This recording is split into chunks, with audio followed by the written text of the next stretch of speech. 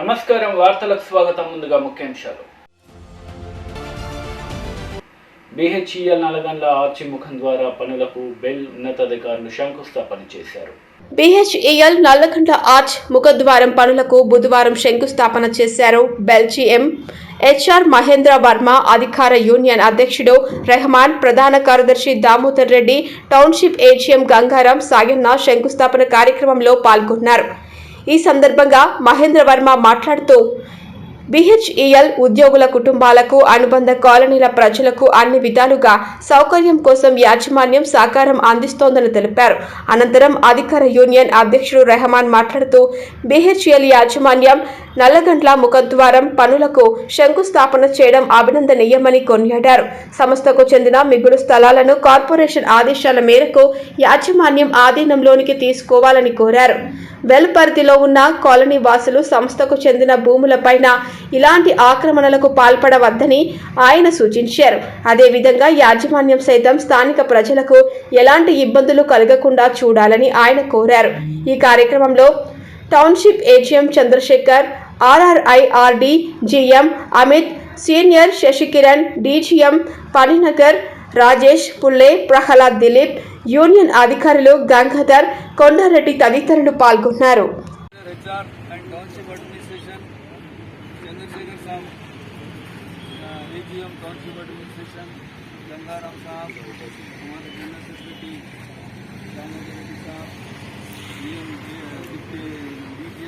अमित कुमार साहब, विजय साहब और अपने सारे यूनियन के एक्टिव मेंबर्स, MIG फेज 1 के प्रेसिडेंट बालया सर, आपका पूरा कमेटी रहता तो अच्छा रहता था।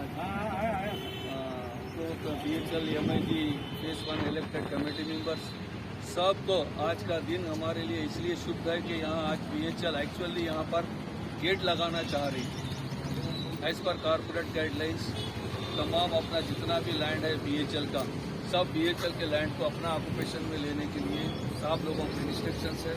आप लोग ये लोगों के ऊपर गुस्सा मत हो। ये लोगों को कॉर्पोरेट का इंस्ट्रक्शंस आ रहा करके वो लोग इम्प्लीमेंट करने जा रहे हैं, वरना इनको भी बहुत प्रेशर पड़ रहा है। लेकिन हम लोग मैनेजमेंट से बात करके एक कंक्लूजन पे लाने की कोशिश कर रहे हैं, बल्कि ऑलरेडी डिसाइडेड है कि जहाँ भी मेन एंट्रेंस है वहाँ पर गेट वगैरह नहीं लगा के ओनली आर्चेस लगाते हैं। इस वेलकम टू BHEL, यहाँ से सबको एक मैसेज चले जाता है कि यहाँ से लैंड BHEL का है। उधर अपने जो सब रोड्स है MIG के छोटे छोटे रोड्स, एक्चुअली अपना मैनेजमेंट पूरा बाउंड्री वॉल लगाने का प्लान कर रहे हैं। हम लोग इन्वॉल्व होकर आप लोगों से रिक्वेस्ट करके सब बाउंड्री वॉल लगाना भी होना चाहिए। एक वहाँ पर छोटा छोटा बोर्ड लगा दो, this land belong to BHEL, this land belong to BHEL, every सब रोड पे लगा के मेन रोड्स, मेन एंट्रेंस पे आर्चेस लगा के अपना लैंड को अपन सिक्योर कर ले सकते हैं। ऐसा कुछ नहीं है, किसी का उतना दम नहीं है कि BHEL के लैंड को कोई कब्जा कर सके। हाँ, इससे पहले थोड़ा बहुत हुआ, लेकिन बाद में उसको अपन रिटर्न भी लिए, अपने BHEL अपना सोर्सेस से रिटर्न भी लिए। अब जरा BHEL मैनेजमेंट चाह रहा है कि कोई भी इसको इलीगल ऑक्यूपेशन नहीं करना करके अपने लैंड को सिक्योर कर रहे हैं। आप लोग मिसअंडरस्टैंड होने का जरूरत नहीं है, अपन मैनेजमेंट को कोऑपरेट करना इतना है कि अगर अपने को कहीं दिक्कत होने का जगह लग रहा है तो अपन मैनेजमेंट से बात करके कुछ एक दूसरा रास्ता निकालेंगे। ओके, आज जो आर्च लगा रहे हैं ये हमारे वर्मन साहब का, GM वर्मन साहब का लीडरशिप। ప్రభుత్వ ఆధీనంలో నడుస్తున్న డబుల్ బెడ్రూమ్ నిర్మాణంలో అధిక శాతం స్థానికులకు కేటాయించాలని, అదేవిధంగా ఏ నిధులతో డబుల్ బెడ్రూమ్లు నిర్మిస్తున్నారో అందులో కేంద్ర ప్రభుత్వం వాటా ఎంత, రాష్ట్ర ప్రభుత్వం వాటా ఎంత, నిర్మాణం వ్యయం ఎంత ప్రజలకు తెలియజేయాలని డిమాండ్ చేశారు బీజేపీ రాష్ట్ర OBC మోర్చా ప్రధాన కార్యదర్శి గడిల శ్రీకాంత్ గౌడ్. భారతీయ జనతా పార్టీ మండల అధ్యక్షుడు వెల్వర్తి ఈశ్వరయ్య ఆధ్వర్యంలో కర్దనూర్ గ్రామంలో డబుల్ బెడ్రూమ్ ఇండ్లను బీజేపీ OBC మోర్చా రాష్ట్ర ప్రధాన కార్యదర్శి మాజీ జడ్పీటీసీ గడిల శ్రీకాంత్ పరిశీలించారు. ఈ సందర్భంగా శ్రీకాంత్ గౌడ్ మాట్లాడుతూ నియోజకవర్గంలో డబుల్ బెడ్రూమ్లో ఏ నిధులతో నిర్మిస్తున్నారో తెలపాలని డిమాండ్ చేశారు. దీనికి కేంద్ర ప్రభుత్వం వాటా ఎంత, రాష్ట్ర ప్రభుత్వం వాటా ఎంత, ఈ నిర్మాణం వ్యయం ఎంత ప్రజలకు తెలియచేయాలని డిమాండ్ చేశారు. నిరుపయోగంగా ఉన్న ఇండ్లను నిరుపేదలైన స్థానికులకు అందించడానికి ఇంకా ఎంత సమయం పడుతుందో తెలపాలని, ఎప్పుడు అందుబాటులోకి తెస్తారో తెలియచేయాలని డిమాండ్ చేశారు. అదేవిధంగా దీనికి సంబంధించిన నిధుల శ్వేతపత్రం విడుదల చేయాలని గడిల శ్రీకాంత్ గౌడ్ డిమాండ్ చేశారు.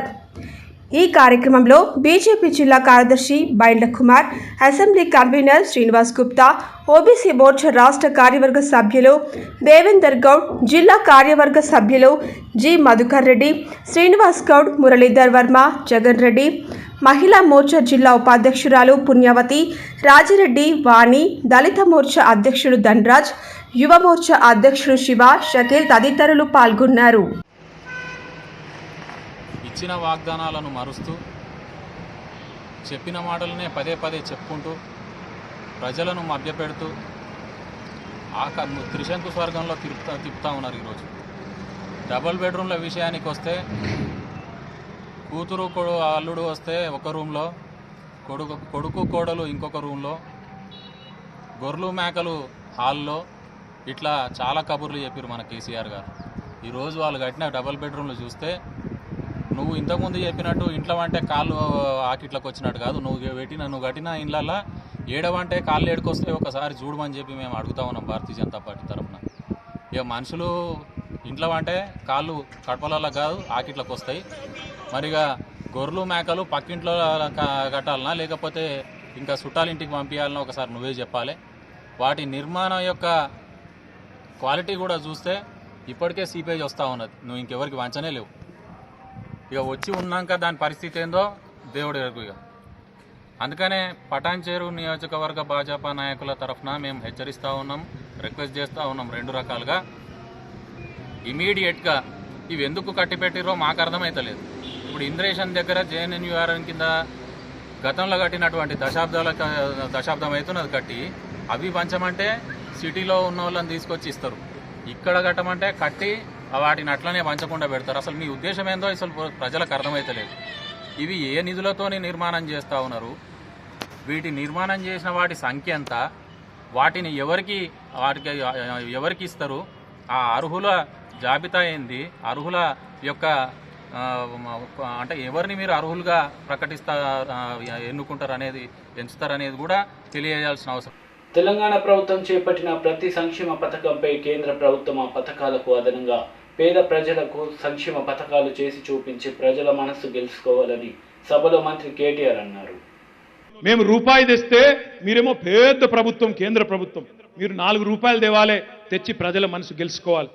మేము 2000 పెన్షన్ ఇస్తే మీరు దానికి ఇంకొక 4000 అదనంగా ఇచ్చి 6000 రూపాయల పెన్షన్ ఇచ్చి భారతదేశంలో పేద ప్రజల మనసు గెలుచుకోవాలి. మేము దళిత బంధు 10 లక్షలు ఇస్తే మీరు ఇంకొక 10 లక్షలు తెచ్చిచ్చి ఆ దళితుల మనసు గెలుచుకోవాలి. అంతేగాని తెల్లారులేస్తే ఇది మాదే అది మాదే అన్ని పనికిమాలిన మాటలు, పనికిమాలిన కోతలు, వీటితోని కడుపు నిండదు. మతం అనే పిచ్చి కడుపు నింపది. దయచేసి మా అన్నలకు తమ్ముళ్లకు కరీంనగర్ వేదికగా నేను విజ్ఞప్తి చేస్తా ఉన్నా. ప్రగతి పథంలో గౌరవ ముఖ్యమంత్రి గారి నాయకత్వంలో తెలంగాణ రాష్ట్రం దూసుకొని పోతా ఉన్నది. భారతదేశానికి బువ్వబెట్టే మొదటి 4 రాష్ట్రాల్లో తెలంగాణ కూడా ఉన్నది. మనందరికీ గర్వకారణం. ఇవాళ ఉత్తరప్రదేశ్లో, బీహార్లో, ఇంకొకడ నార్త్ ఇండియాలో ఎక్కడనో అభివృద్ధి పనులు జరుగుతున్నాయంటే అందులో తెలంగాణ బిడ్డల రక్తం చెమట కూడా అందులో ఇమిడి ఉన్నది. మనం ఇవాళ దేశానికి బువ్వ పెడుతున్నాం తప్ప వాళ్ళు మనకి ఇస్తున్నది ఏమీ లేదు. మనం రూపాయి పన్ను రూపంలో కడితే ఆటాన వాపస్ మనకు వస్తున్నది. మిగతా ఆటాన ఎక్కడెక్కడో తిరుగుతున్నది, యూపీలో, బీహార్లో, రాజస్థాన్లో. అందుకే ఇక్కడ ఉన్న తమ్ములందరికీ కూడా నేను చెప్తా ఉన్నా, వీళ్ళు మాట్లాడే మాటలు డొల్ల మాటలు. ఈ బీజేపీ నాయకులు, కేంద్ర ప్రభుత్వ నాయకులు, కేంద్ర ప్రభుత్వ మంత్రులు అసమర్థులు. అడ్డిమారి గుడ్డి దెబ్బ మా కమలాకరణ చేతిలో ఓడిపోయి ఇంట్లో కూర్చున్నాడు. అదృష్టవశాత్తు ఆనాడు ఏదో గాడుపు కొట్టి అడ్డిమారి గుడ్డి దెబ్బల ఎంపీ అయి తంతే గారెల బుట్టలో పడ్డట్టు పోయి ఆడపడ్డాడు. ఇక దానికి ఇక ఆగుడు లేదు, నీలుగుడు తెల్లారలేస్తే. నేను ఒక్కటే సవాల్ చేస్తున్నా, బాగా మాట్లాడుతున్నావు, బాగా డైలాగులు కొడుతున్నావు, దమ్ముంటే మళ్ళా కరీంనగర్ల గాంగుల కమలాకర్ మీద పోటీ చేసి గెలిచి చూపెట్టని చెప్పి సవాల్ చేస్తా ఉన్నా. గిన్ని పనులు చేసి పేద ప్రజలకు అండగా నిలబడి తెల్లారులేస్తే ఇక్కడనే అందరి మధ్యలో ఉంటూ ఎప్పటికప్పుడు అందరి కడుపులో మరి ఒక అందరి తల్లో నాలికలాగా అందరికీ ఒక అన్నగా ఒక తమ్ముడిగా అందుబాటులో ఉండే కమలాకర్ గారిని వచ్చేటప్పుడు అడిగినా, అన్న పోయిన 2 సార్లు నీ మెజారిటీ ఎంత నేను అడిగితే అన్నయ్య చెప్పిండు మొన్నటిసారి 15,000, అది వరకు 32,000. ఒకసారి 32 వచ్చింది 2014లో, మొన్న తాప 15 వచ్చిందట. ఈసారి ఖచ్చితంగా కరీంనగర్లో ఒకటే రోజు 1000 కోట్ల అభివృద్ధి పనులు కూడా ప్రారంభించుకున్నాం, తొందరలో పూర్తి చేస్తాం. ఈసారి కమలాకర్ గారిని 1,00,000 ఓట్ల మెజారిటీతో గెలిపించి తిరుగులేని విధంగా శాసనసభకు పంపే దిశగా మీ అందరి తీర్పు ఉండాలని మనస్ఫూర్తిగా కోరుకుంటూ, ఆలస్యంగా వచ్చినందుకు మా అక్కలు మీడియా సమావేశంలో సీఎం కేసీఆర్ పై ఫైర్ అయ్యారు నిజామాబాద్ ఎంపీ ధర్మపురి అరవింద్. హైదరాబాద్లో ప్రజలు పాపం కేసీఆర్ 1000 కోట్ల రూపాయలు తెలంగాణ సమాజం రక్తమాంసాలు వీల్చుకొని సంపాదించిన 1000 కోట్ల నల్లధనం, ఓ 3-4 వేల కోట్ల రూపాయల ప్యాకేజీలు గవర్నమెంట్ స్కీములు అనౌన్స్ చేసినా కూడా పాపం చెంపశెల్లు అనిపించుకున్నాడు హుజరాబాద్. సో ఆ ఓటమి తర్వాత రాజేందర్ గారిని ఎదుర్కోలేక చిన్నముఖం అయిపోయి, ఇంకో దిక్కేమో రఘునందన్ రావు అడుగుతున్న ప్రశ్నలకి జవాబులు లేక,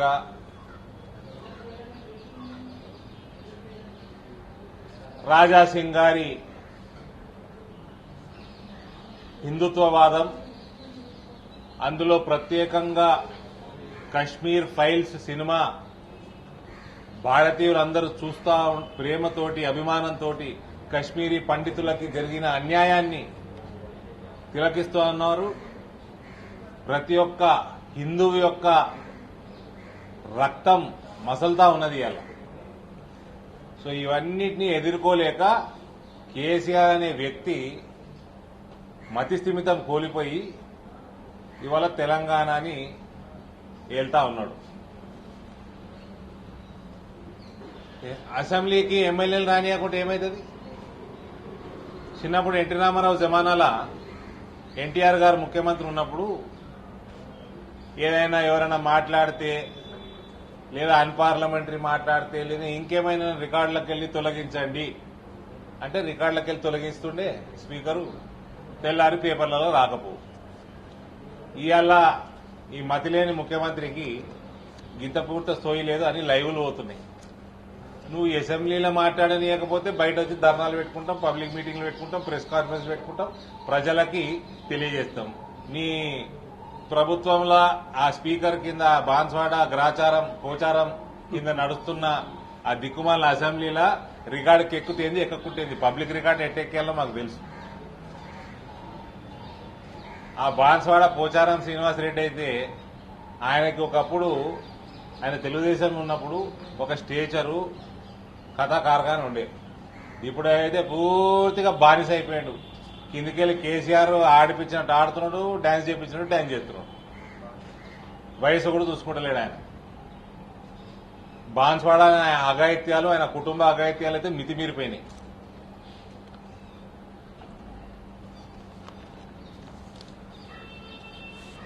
కేవలం ప్రజా సమస్యల మీద భారతీయ జనతా పార్టీ అడుగుతున్న ప్రశ్నలకి, లేవనెత్తుతున్న సమస్యలకి జవాబులు లేక, జవాబులు ఇయ్యలేక ఇవాళ ఎమ్మెల్యేలను బహిష్కరించడం జరిగింది. మనం ఒకసారి చరిత్ర, తెలంగాణ, ఆంధ్రప్రదేశ్, తెలుగు రాష్ట్రాల చరిత్ర తిరిగేసినా కూడా పార్టీలకి పొయ్యే కాలం వచ్చినప్పుడు,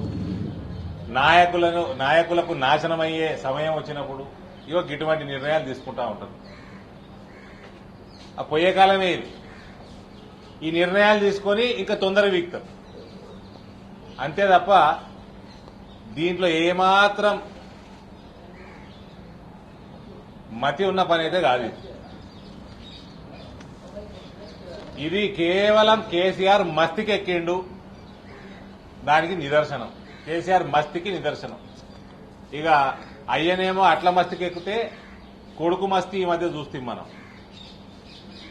మిలిటరీ దేశం కోసం ప్రాణాలు అర్పిస్తున్న మన సైనికుల కుటుంబాలకట ఈయన నీళ్లు కట్ చేస్తా అన్నాడు, కరెంటు కట్ చేస్తా. ఇక ఈయన మస్తి చూడండి. ఆడ కశ్మీర్లో గత అనేక దశాబ్దాలుగా ఇదే మన మిలిటరీ సోదరులు ఆడ ఎవడు నీళ్ళు ఇస్తున్నాడా, వీళ్ళకి ఎవడు కరెంట్ ఇస్తున్నాడు? -30-40 డిగ్రీలల్లా సియాచిన్లో ఓడి నీళ్ళు ఇచ్చే, ఓడి కరెంట్ ఇచ్చే, ఓడి హీటర్ పెట్టి వాళ్ళకి నువ్వు ఇస్తేనే దొరుకుతాయా? ప్రతి భారతీయుడు ఏమన్నా చేసి వాళ్ళకి చేయగలిగిందల్లా చేస్తాడు. ఇది ఈ కేటీఆర్కి ఆడ కంటోన్మెంట్ ఏరియాలో ఈసీఐఎల్ ఉండే, న్యూక్లియర్ ఫ్యూయల్ కాంప్లెక్స్ ఉండే, డిఆర్డీఓకి సంబంధించిన సంస్థలు ఉండే, ఐఎస్ఓకి సంబంధించిన సంస్థలు ఉండే. అవన్నిటి దేశ భద్రతకి సంబంధించిన అనేక సంస్థలు కంటోన్మెంట్ ఏరియాలు ఉన్నాయి. దానికి ఒక ప్రోటోకాల్ ఉంటుంది, దాన్ని కాపాడాల్సిన బాధ్యత మిలిటరీ మీద ఉంటుంది. కాబట్టి వాళ్ళు తమ ప్రోటోకాల్కి అనుగుణంగా వాళ్ళు వ్యవహారం చేస్తారు. నీ అయ్య కోసం ఫామ్ హౌస్కి వెళ్లి సెక్రటరియట్ రానికే రోడ్లు వెడల్పు కావు. నీ అయ్య కాన్వాయ్ వెళ్ళంగానే ఈడ ఓపెన్ చేయరాళ్ళు. వాళ్ళ ప్రోటోకాల్ వాళ్ళకు ఉంటుంది. ఈ దేశంలో ప్రోటోకాల్ ఉంటాయి. రాష్ట్రపతి, ఉపరాష్ట్రపతి, ప్రధానమంత్రికి బ్లూ బుక్ అని వాళ్ళకి సంబంధించిన ప్రోటోకాల్ వాళ్ళు ఉంటాయి. వీఐపీలకి వాళ్ళకు ఎల్లో బుక్ అని దాంట్లో ఒక ప్రోటోకాల్ ఉంటుంది. నువ్వు మీ అయ్యా రాజ్యాంగం తిరిగి రాస్తున్నట్టు నువ్వేమన్నా పింక్ బుక్ రాస్తున్నావు ఆ ప్రోటోకాల్కి. పెద్ద ఆర్మీని క్వశ్చన్ చేసే మునగాని నువ్వు మీ అయ్యా ప్రగతి భవన్ రోడ్లు ఎందుకు బంద్ చేసిండు రా భయ్? ప్రగతి భవన్ రోడ్లు ఎందుకు బంద్ చేసిండు? మీ అయ్యని ఓట్లేసారు తెలంగాణ ప్రజలు, ఓట్లేసి గెలిపించిండ్రు. మిలిటరీ వాళ్ళకి వాళ్ళు ఓట్లేయలే. నీ అయ్య ఇంటికి బంద్ చేసిండు, ఓట్లు వచ్చినలోనే కలవనిస్తలేడు. ఇంత పెద్ద పీనుగు లాంటి శరీరాన్ని ఓడో చేసినట్టు ఓ ఫెన్సులు వేసుకొని 10 అడుగుల బ్యారికేడ్లు పెట్టుకొని గోడలు కట్టుకొని 4 అంచెల పోలీసు వాళ్ళని పెట్టుకొని ఏంది ఆ పీనుగు లాంటి శరీరాన్ని? దానికోసం రాజశేఖర రెడ్డి ఉన్నప్పుడు కలవలే, చంద్రబాబు నాయుడు ఉన్నప్పుడు కలవలే ప్రజల్ని. అవే ప్రగతి భవన్లో రాజశేఖర రెడ్డి గారు రోజు కలుసు. మస్తికెక్కిన అయ్యా కొడుకులు కేవలం మస్తికెక్కిన పనులు చేస్తారు తెలంగాణలో. ఇవాళ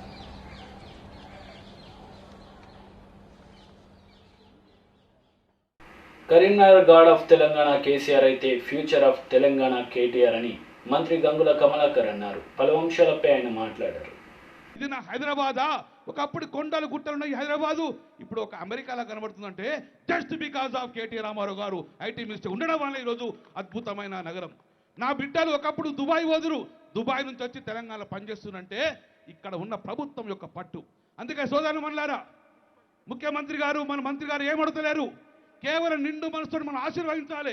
ఆ ఆశీర్వాదం 100 ఏళ్ళు బతకాలి. ఎవరి కోసం? మన కోసము, మన బిడ్డల భవిష్యత్తు కోసం బతకాలని చెప్పి ఎక్కువ సమయం తీసుకోకుండా మీతంత అన్న మాట్లాడారు. కాబట్టి మీరు అందరుడంగా ఇంతసేపు ఇంత ఆలస్యమైన అన్న కోసం చూసినందుకు డెఫినెట్గా ఈ నగరాన్ని మా శక్తి వంచన లేకుండా పని చేసుకొని ఈరోజు ఒక గొప్ప నగరాన్ని తీర్చిద్దాం. ఎందుకంటే గౌరవ ముఖ్యమంత్రి గారికి, కేసీఆర్ గారికి ఈ నగరం అంటే ఇష్టము, ఈ నగర ప్రజలకు కేసీఆర్ అంటే ఇష్టము. కేసీఆర్ గారికి ప్రజలకు ఉన్న అనుబంధం అలాంటిది. కాబట్టి ఇది మా నగరము, తెలంగాణ ప్రభుత్వం బ్రహ్మాండం చేసిన నగరం. కాబట్టి రాబోయే 1 సంవత్సర కాలంలో కరీంనగర్ నగరంలో ఎక్కడ కూడా మాకు రోడ్డు వద్దు వేసిన పరిస్థితి తీసుకొస్తాం.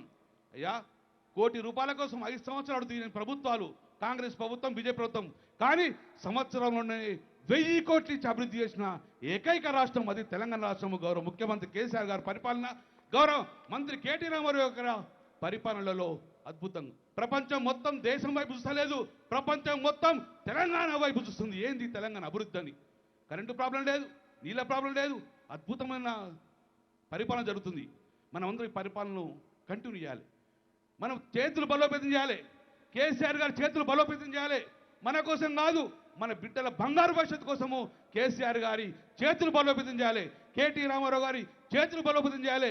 ఎంత ప్రేమ లేకపోతే మండు టెండలో ఇంతమంది ఉన్నారంటే కేవలం కేసీఆర్ గారి అభిమానంతో, కేటీ రామారావు అభిమానంతో. అందుకే మీ అందరికీ మరొక్కసారి శిరస్సు వంచి నమస్కారం తెలియజేసుకున్నాను. నేనేం కోరికలు అడగా, ఎందుకంటే ఎప్పుడు అడిగినాడు ఇస్తుంది కాబట్టి కొత్తగా అడిగేది ఏం లేదు. కరీంనగర్కు ఏది కావాలన్నా నో అనుకుంటూ ఇచ్చింది కాబట్టి కొత్తగా అడగం సార్. మీ కరీంనగర్ నగరం పుట్టింది మీరే, పెరిగింది మీరే, ఇక్కడ చదువుకున్నది మీరే కరీంనగర్ కాబట్టి ఈ నగరం మీదే కాబట్టి మీరు అభివృద్ధి చేస్తున్న నమ్మించుకుంటూ మీ అందరికీ పేరు పేరున ధన్యవాదాలు.